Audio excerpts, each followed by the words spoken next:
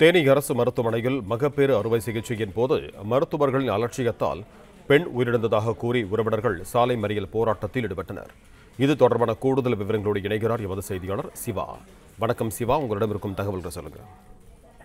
வணக்கம். தேனி அரசு மருத்துவக் கல்லூரி மருத்துவமனையில் அறுவை சிகிச்சை மூலமாக இரண்டாவது குழந்தை பெற்ற கர்ப்பிணி பெண் ரத்த கசிவு காரணமாக உடல்நலம் பாதிக்கப்பட்டு சிகிச்சை பலனின்றி இன்று உயிரிழந்தார். மருத்துவர் அலட்சியத்தால் உயிரிழந்த ஏற்பட்டதை அறிந்த உறவினர்கள் சாலை மறியலில் ஈடுபட்டனர். இதனால் மதுரை குமுளி தேசிய நெடுஞ்சாலையில் 2 மணி கிலோமீட்டர் தூரமாக வாகனங்கள் நிறுத்தப்பட்டுள்ளது. தேனி மாவட்டம் அருகே உள்ள வாளையாற்றுப்பட்டியைச் சேர்ந்த பிளே ஸ்டோர் மற்றும் ஆப் ஸ்டோரில் இருந்து பாலிமர் செயலியை QR கோடு மூலம் பதிவிறக்கம் செய்யுங்கள். செய்திகளை உடனுக்குடன் பெறுங்கள்.